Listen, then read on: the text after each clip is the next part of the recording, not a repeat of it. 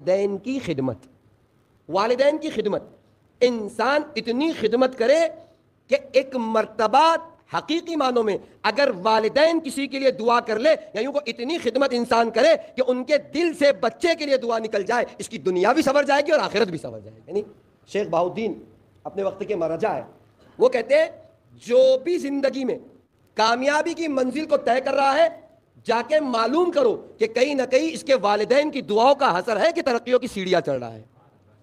اور اگر کوئی اپنی زندگی میں کامیاب نہیں ہے، سکسیس نہیں ہے، تو یقین مانو یا ماں باپ کی دعائیں اس کے ساتھ نہیں ہے یا اس کے ماں باپ اس کا سہارا نہیں بنے ہوئے ہیں. میں نے کہا ماسٹر کی ہے جو یہ کام کر لے گیا، اسے دنیا بھی سنوار دی اور آخرت کو بھی سنوار دیا. تاریخ دیکھیں، محمد حسین غروی نجف میں تشریف فرما ہے اور بعض بزرگ علماء کے استاد ہیں، جس میں سب سے پہلا نام علامہ طباطبائی، ایک نام آیت اللہ بہجت رضوان اللہ علیہ. ان دو شخصیت کے استاد ہیں محمد حسین غروی.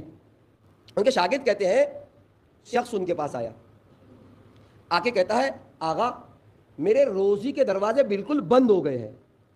نہیں معلوم، میں اس کے پہلے بھی کبھی وضاحت کر چکا ہوں، ہمارے یہاں روزی کا کانسیپٹ صرف مال اور دولت ہے نہیں، روزی کا دائرہ بہت زیادہ وسیع ہے، لیکن اس کی مراد فی الحال یہاں روزی سے یہی روزی ہے جو ہم سمجھتے ہیں.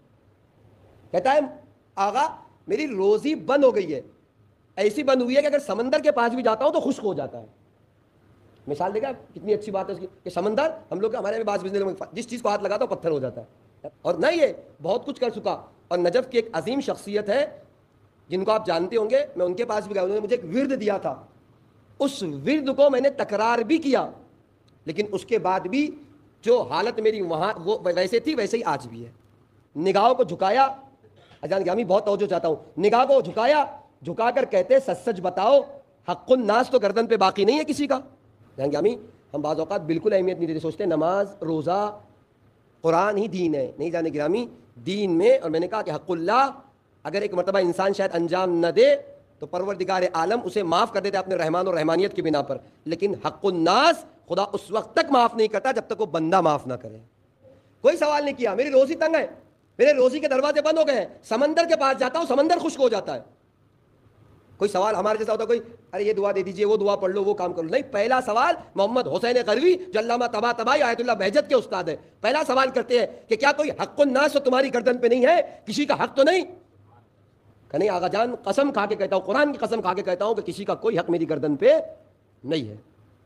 اچھا، نگاہوں کو جھکایا، جھکا کے کہتے بتاؤ تمہارے والدین سے تمہارے معاملات کیسے؟ گویا ایک اسٹیپ بتا دیا، ایک سیڑھی بتا دی کہ جب بھی زندگی میں ایسے مسائل آئے تو ان چیزوں پر سوچنا شروع کر دو. آیا کسی کا حق تو میری گردن پہ نہیں ہے جس کی وجہ سے میری زندگی تنگ ہوئی ہے؟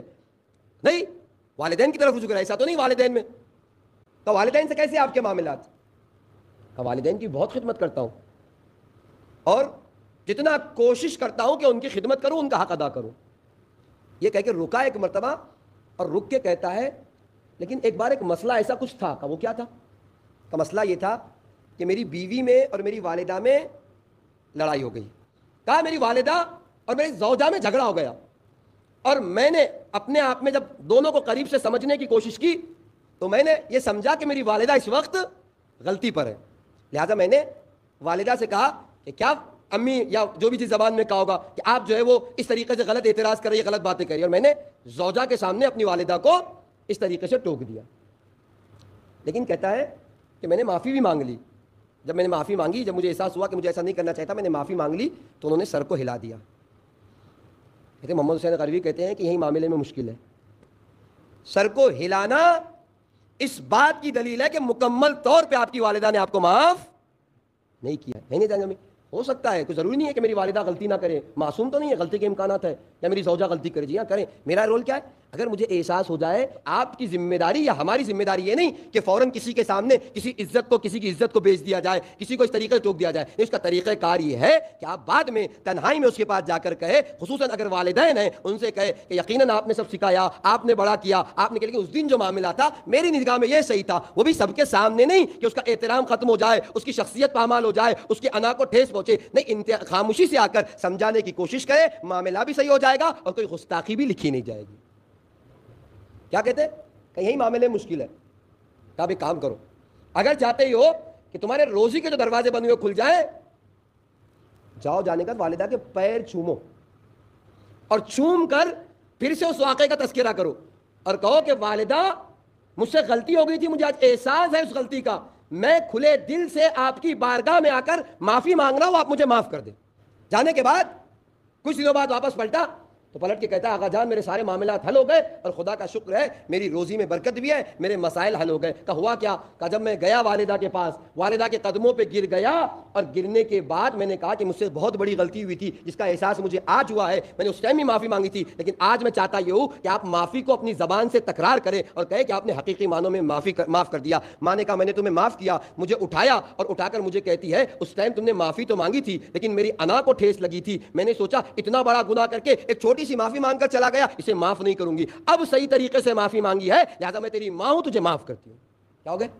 مسائل حل ہو گئے, روزیوں کی مشکلات ختم ہو گئی. جان کے آمین.